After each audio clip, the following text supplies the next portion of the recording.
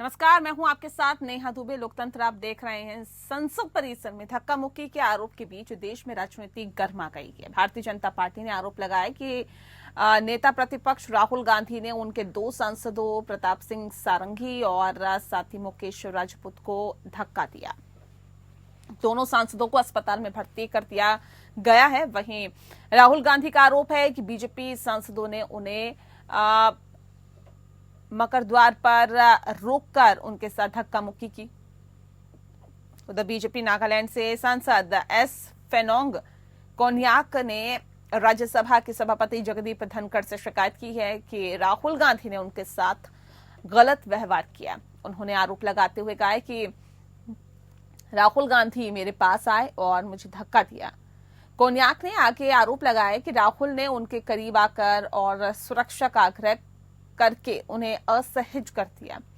कांग्रेस और विपक्षी दलों ने बाबा साहब अम्बेडकर पर टिप्पणी को लेकर गृह मंत्री अमित शाह के खिलाफ संसद परिसर में प्रदर्शन किया, तो भारतीय जनता पार्टी के सदस्य ने मुख्य विपक्षी दल पर संविधान निर्माता के अपमान का आरोप लगाते हुए विरोध जताया। बताया जा रहा है कि इसी दौरान वहां पर धक्का मुक्की हुई थी और दोनों दलों ने थाने में शिकायत दर्ज कराई है। इस धक्का मुक्की और आरोप प्रत्यारोप में अम्बेडकर पर अमित शाह पर लगे आरोप कहीं गुम हो गए हैं। ऐसे में सवाल धक्का मुक्की की आरोपी की टाइमिंग पर भी है। सवाल ये भी है कि सच्चा कौन और झूठा कौन। ये भी सवाल है कि क्या सांसदों की कार्यशैली क्या इस स्तर पर गिर गई है। क्या धक्का मुक्की का मसला इतना ज्यादा गंभीर है कि सदन की कार्रवाई पर ग्रहण लगे।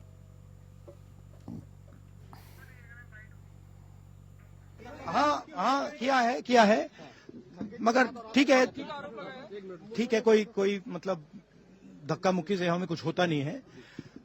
मगर ये एंट्रेंस है पार्लियामेंट हाउस की और हमारा अधिकार है अंदर जाने का, और बीजेपी के जो मेंबर्स हैं वो हमें अंदर जाने से रोक रहे हैं। राहुल गांधी एक एमपी को धक्का लगा, मेरे ऊपर गिर पड़ा और मैं नीचे गिर गया। किसने धक्का मारा? राहुल गांधी ने? हाँ, राहुल गांधी ने धक्का मारा। राहुल गांधी सीढ़ी के ऊपर मैं खड़ा हुआ था और राहुल गांधी ने आकर के एक एमपी को धक्का लगाया, वो मेरे ऊपर गिर पड़ा। और तो टाइमिंग पे भी सवाल उठ रहे हैं धक्का मुक्की की, और सवाल कई उठ रहे हैं। और सवाल इस बात को लेकर भी है कि क्या वाकई धक्का मुक्की का मसला इतना गंभीर है कि संसद की कार्रवाई पर ग्रहण लग जाए।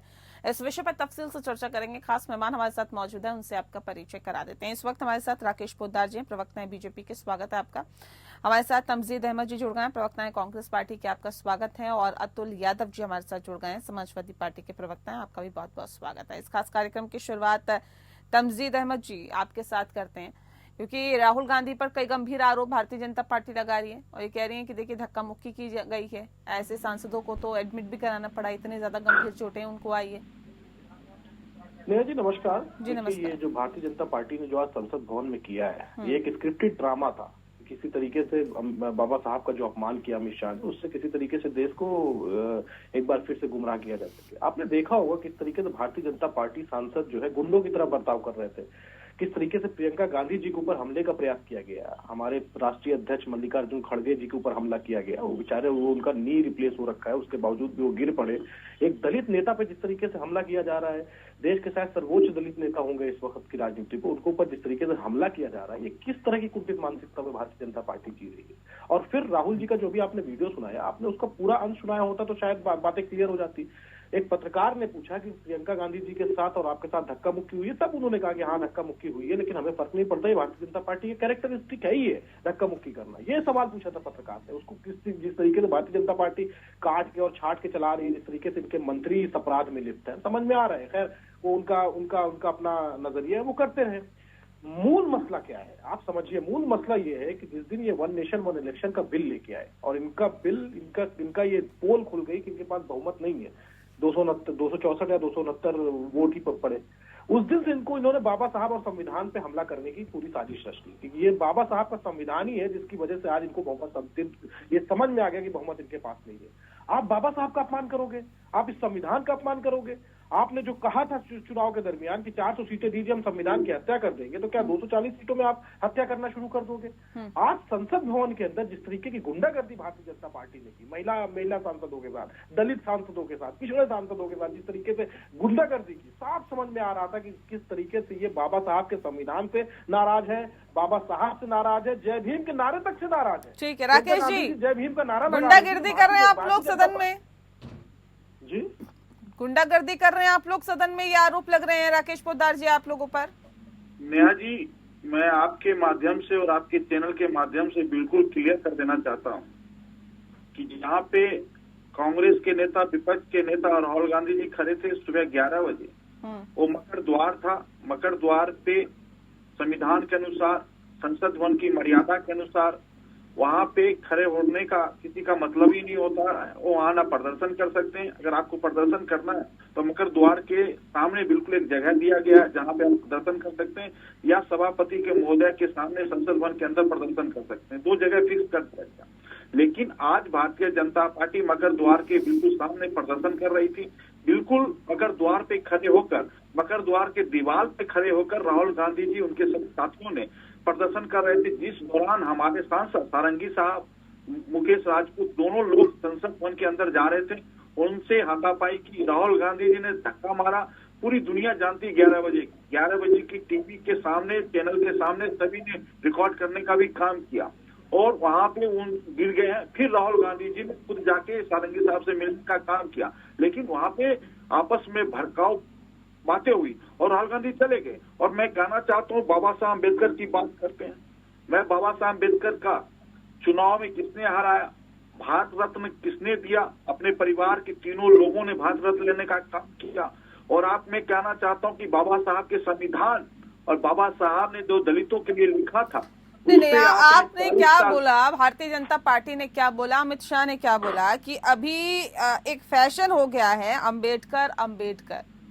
इतना नाम अगर भगवान का ले लेते तो 7 जन्मों तक स्वर्ग मिल जाता। ये क्या मतलब, क्या बताने और क्या जताने की कोशिश है? अम्बेडकर अम्बेडकर क्या मतलब, ये क्या बता रहे हैं इस तरह से बोल के अमित शाह? देखिए, आपने 11 सेकंड या 12 सेकंड का वीडियो देखा है और जो उन्होंने कट पेस्ट किया, उसके बाद में सदन के पटल पे रखा हुआ। सदन में उन्होंने कहा कि आप बाबा साहब अम्बेडकर को मानते हैं तो बाबा साहब अम्बेडकर को भारत रत्न क्यों नहीं दिया? बाबा साहब अम्बेडकर को मानते हैं तो 2000 सभाएं जवाहरलाल नेहरू जी ने किया, इन रिकॉर्ड है। एक बार बाबा साहब का नाम नहीं लिया। चुनाव में आपने हराया। बाबा साहब के संविधान को और दलितों के आरक्षण की बात आई तो 40 साल आप मौन रहे। क्यों मोड़ रहे हैं? 1980 में आरक्षण मिला तो बाबा साहब अम्बेडकर की बात तो कांग्रेस अब सीधे सीधे आरोप लगा रही है कि बाबा साहब भीमराव अम्बेडकर के बयान पर जिस तरह से बवाल मचा, वो उससे कहीं ना कहीं ध्यान भटकाने की कोशिश है। और दूसरा, एक देश एक चुनाव का जो मसला है उसमें आप लोग ये समझ गए हैं कि देखिए जो बहुमत है वो हमारे पक्ष में नहीं है, इसलिए उससे भी ध्यान भटकाने की कोशिश है। तो ये दोनों मसले हैं, काफी गंभीर है। और क्या इतना हो हल्ला, इसकी जरूरत थी क्या? आप मेरे को बोलने दीजिएगा तो मैं सारी बातों को। बोलिए सर, सवाल तो पूछने का अधिकार मेरा भी है ना, सवाल तो मैं भी पूछूंगी। मैं तो आपके प्रश्न का जवाब देने के लिए ताजपर रहता हूँ, लेकिन आप ब्रेक लगा देते हैं। इसीलिए मैं कहना चाहता हूँ, आपने जो सवाल पूछा, मैंने कहा कि सभी दलों को बुलाया गया था। रामनाथ कोविंद जी ने 47 दलों से मिलने का काम किया, जिसमें 35 दलों ने समर्थन दिया। उन्होंने कहा कि एक देश एक चुनाव होना चाहिए। और मैं कहना चाहता हूं कि वोटिंग के द्वारा 269 वोट भारतीय जनता पार्टी को पड़ा, विपक्ष के मेरे को लगता है 168 पड़ा। और उन्होंने, देश के प्रधानमंत्री जी ने चाहते थे कि जेपीसी के माध्यम से सभी सांसद, जिसमें प्रियंका गांधी खुद हैं, कल्याण बनर्जी जी हैं, बाकी सारे लोग हैं, सभी को रखा गया कि उनके सामने रख कर सारी बातों को रखा जाए, विस्तार रूप से उस पर चर्चा हो, जिसमें इसमें रखा जाएगा। प्रियंका गांधी जी इसमें है सदस्य, तो रखेंगे अपनी बातों को। तो मना कब कर रहा? और रहा, ये आज का एजेंडा नहीं है, ये 2029 या 34 में लागू होगा, आज नहीं हो रहा। आज बहुमत की बात नहीं है, बहुमत तो होगा या नहीं होगा। मेरा तो सीधा सा कंसर्न ये है कि देखिए, ये मसला क्या इतना बड़ा था कि इतना हो हंगामा हुआ, नारेबाजी हुई। ये जो फिलहाल हम स्क्रीन पे भी दिखा रहे हैं, लगातार नारेबाजी कर रहे हैं आप लोगों के सांसद राकेश जी, इसकी जरूरत क्या थी? और जनता से जुड़े हुए मसलों को उठाने के लिए संसद होती है, उस पर बहस करने के लिए होती है। आगे और जनता से जुड़े हुए मसलों को काम जो है उनका और आगे बढ़ाने के लिए संसद होती है। ये क्या हो रहा है, इससे जनता का क्या फायदा, क्या भला? अतुल यादव जी, सर इस संसद में जो हो रहा है इसके लिए जिम्मेदार कौन? इसके लिए जो भारतीय जनता पार्टी जिम्मेदार है। जब बाबा साहब के बनाए संविधान पर अगर आपने अभी कहा कि माननीय गृह मंत्री जी के द्वारा अंबेडकर और एक फैशन सा हो चुका, ये शब्दावली किसकी है? अगर ये शब्दावली को कांग्रेस ने या विपक्षी दलों ने पकड़ा और उससे अपनी बात को रखा, इस प्रतिक्रिया अगर अपनी प्रतिक्रिया विपक्षी सांसद या देश के लोग देना चाहते हैं या बात रखना चाहते हैं, तो अगर जब गलती भी करी है, गलती मानने को तैयार भी नहीं हो रहे हैं। बाबा साहब का अभी कल ही मैंने आपके चैनल पे कहा कि इनकी मंशा शुरू से संविधान को बदलने की थी, चेष्टा बदलने की थी, लेकिन वो 400 का जो संख्या इन्होंने कहा ही था, जानबूझकर कहा था कि 400 में पार कराइए जिससे संविधान बदल सके, लेकिन इनकी मंशा पूरी नहीं हुई। तो बाबा साहब के विचारों को किस प्रकार से कि अंबेडकर एक फैशन सा बन चुका है, ये क्या शब्दावली है? यानी कि कहीं ना कहीं जो बाबा साहब को मानने वाले हैं वो उनको आहत करने वाली शब्दावली है। और अगर विपक्षी दलों के द्वारा और बात उठाई जा रही, माफी की बात उठाई जा रही, तो माफी मांगने, यानी कि कहीं ना कहीं इनको अपराध बोध नहीं है। और अगर कोई कहीं कोई अपनी बात उठाना चाहते हैं तो ये उस बात को रखने नहीं देना चाहते हैं। कहीं ना कहीं आप पाएंगे कि संविधान के प्रति कितनी इनकी आस्था है। अगर आस्था होती तो बाबा साहब को ठेस पहुंचाने वाले शब्द नहीं रखे गए होते, ना कहे गए होते हैं किसी भी संदर्भ में।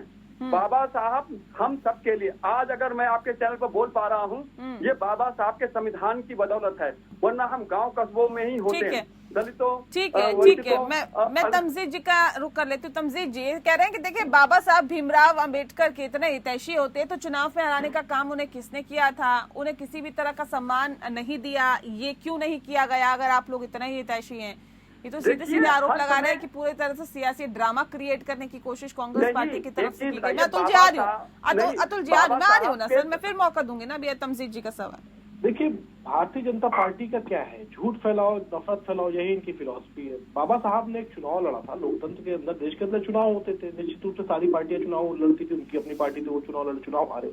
लेकिन उसके बाद की बात ये नहीं बताते कि राज्यसभा में प्रधानमंत्री जवाहरलाल नेहरू जी बाबा साहब के सम्मान में राज्यसभा उनको मनोनीत किया, उसके बाद संविधान सभा का अध्यक्ष बनाया। ये बातें भारतीय जनता पार्टी नहीं बनाएगी। भारतीय जनता पार्टी क्या बताएगी कि हमने बाबा साहब के लिए ये किया, वो किया, लेकिन ये नहीं बताएंगे कि वही बाबा साहब ने जो आरक्षण दिया था, आप लेटरल एंट्री के अंदर एक SC, एक ST, एक OBC नहीं पाएंगे। क्या बाबा साहब का विचार यही था?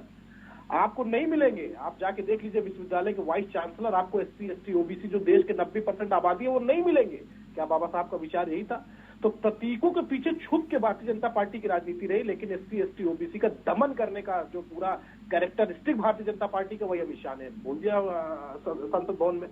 उनके लिए फैशन होगा, लेकिन देश के कड़कड़ में, देश की हर सांस में बाबा साहब बसते हैं। उनके लिए वो फैशन होगा क्योंकि वो गोडसे की पुजारी हैं, तो उनके लिए वो तो फैशन होगा। वो सावरकर के पुजारी हैं, तो उनके लिए वो फैशन होगा।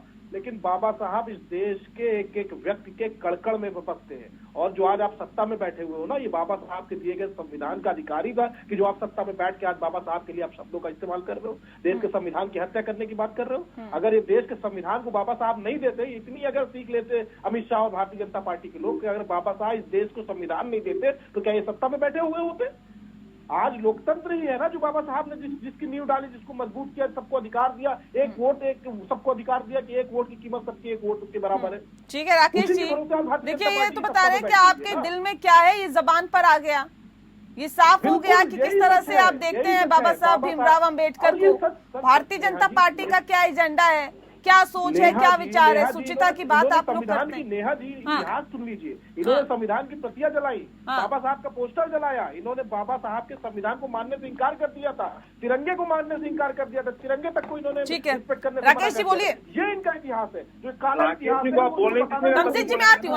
उनका भाषण तो खत्म हो जाए, आपका प्रवचन तो उन लोगों का नहीं है। बाबा साहब का अपमान नहीं सहेंगे, भाषण नहीं है ये। बाबा साहब का जो आपने अपमान किया है उसकी कुंठा हम लोग निकाल रहे हैं, किस तरीके से आप बाबा साहब का अपमान कर सकते हैं। इसको आप भाषण मत कहिए, इसको आप फैशन मत कहिए, फैशन करके बाबा साहब का अपमान मत कीजिए। आपसे रिक्वेस्ट है, हाथ जोड़ के निवेदन है मेरी आपसे, ये आप सत्ता में बैठे हो तो बाबा साहब के दिए गए संविधान की वजह से सत्ता में बैठे हो। हाथ जोड़ के निवेदन है कि बाबा साहब का अपमान कम से कम चैनल पे करना बंद कीजिए, टीवी चैनल पे बैठ के। ठीक है राकेश जी। नेहा जी, आपसे विनती है, आपकी जब भी चैनल पर आपके सामने बैठता हूं तो आप बोलने नहीं देते हैं। आज आरोप लगाता हूं, जब मैं अपनी बात को रखता हूं तब 20 बार मेरे को टोकते हैं। इनके प्रवचन में 4 मिनट में एक बार भी सर देखिए, हमें तो आरोप सहने की आदत हो गई है सर। आरोप प्रत्यारोप ऐसे अगर कांग्रेस पार्टी को रोकते हैं तो कहते हैं भारतीय जनता पार्टी के आप हो जाते हैं, भारतीय जनता पार्टी को रोकते हैं कांग्रेस पार्टी के। हमें उससे फर्क नहीं पड़ता सर, हम निष्पक्ष पत्रकारिता कर रहे हैं, सवाल पूछ रहे हैं, आप सवाल का जवाब दीजिए। नहीं करता नेहा जी, मैं स्पष्ट रूप से करता हूँ। आपके चैनल पर जब भी बैठता हूँ आपके सामने, आप तथ्यों पर बात नहीं करते हैं। आपने एक बार भी 11 सेकंड की वीडियो की बात कही, 11 सेकंड के बाद की वीडियो की बात आपने नहीं कही।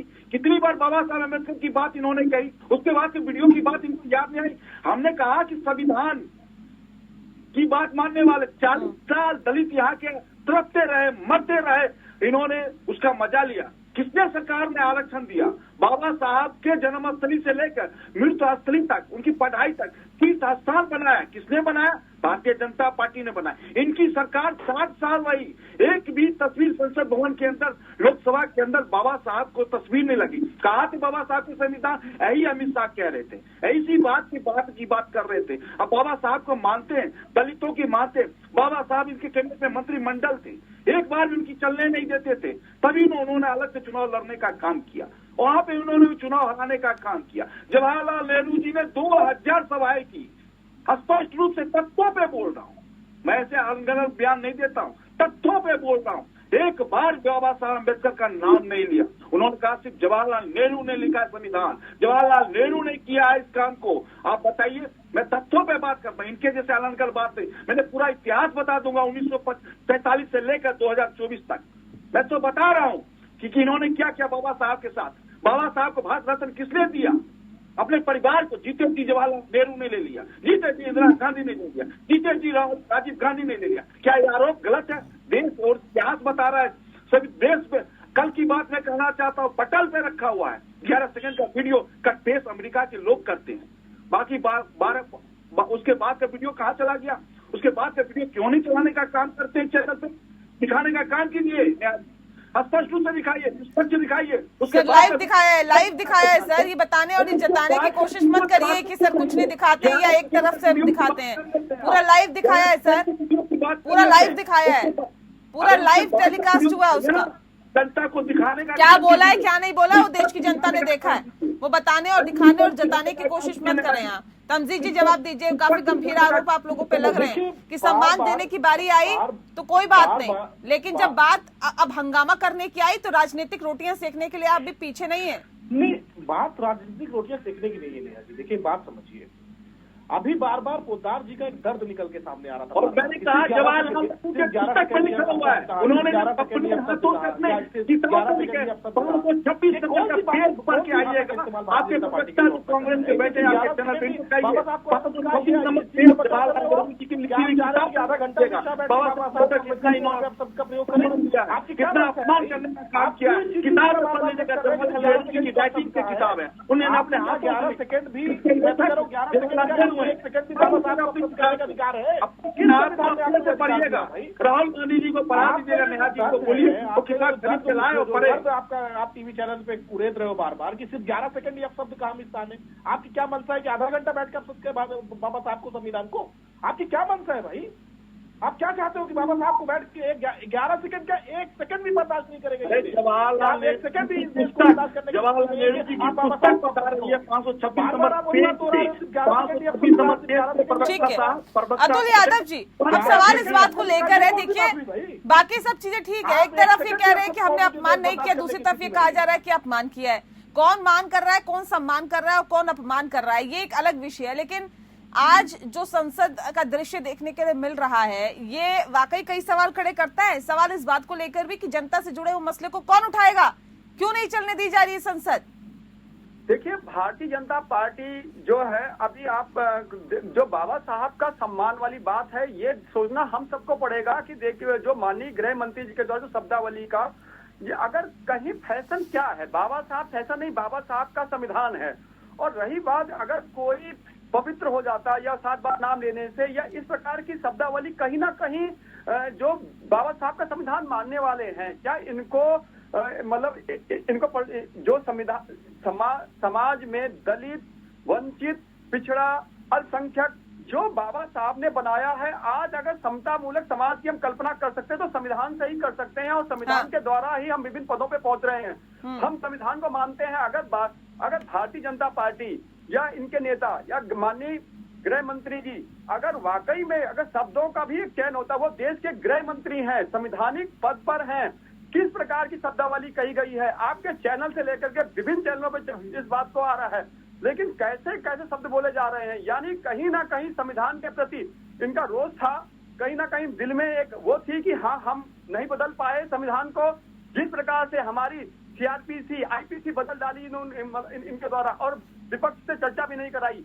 यानी कि मनसा इन्होंने समझा कि कमजोर विपक्ष आएगा और हम कुछ भी कर सकते हैं, हम 400 सीटें पा जाएंगे, हम संविधान को ही बदलेंगे। तो दिल में जो दिल में थी वो जुमा पे बात आई, और जुमा पे आई तो सबको जान पड़ी। जब तो जान पड़ी तो देश के जो वंचित हैं, अल्पसंख्यक हैं, पिछड़े हैं, सभी को देश आज टीवी चैनलों के माध्यम से या आपकी डिबेट के माध्यम से, विभिन्न चैनलों की डिबेट के माध्यम से जनता के बीच बात जा रही है। और भारतीय जनता पार्टी चाहती नहीं कि इन चीजों पे ये बातें जाएं, तो जान पाए, क्योंकि अभी भी हमारे देश में कहीं लाइट की व्यवस्था, कई चीजें हैं, पानी की व्यवस्था के लिए हम भी आज भी लोकसभा में बोलते रहते हैं, गाँव में लोग विधानसभा में बात उठाते रहते हैं, तो लोगों तक बात ना पहुंचे ये इनकी मंशा है। कहीं ना कहीं नहीं चाहते, इसलिए ये हंगामा कर रहे हैं, दूसरे पे दोषारोपण कर रहे हैं।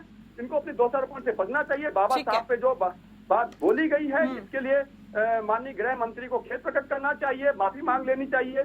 मेरा तो यही सुझाव है। और देश में बाबा साहब का संविधान सर्वोपरि है। देश की जनता सब देख रही है, कौन मान कर रहा है, कौन सम्मान कर रहा है, कौन अपमान कर रहा है, और कौन इस पर राजनीतिक रोटियां सेक रहा है, सब देश की जनता देख रही है और वक्त आने पर अपना जवाब देगी। बहरहाल बहुत शुक्रिया आप सभी का हमारे साथ इस खास चर्चा में शामिल होने के लिए। लोकतंत्र में फिलहाल के लिए इतना ही। नमस्कार।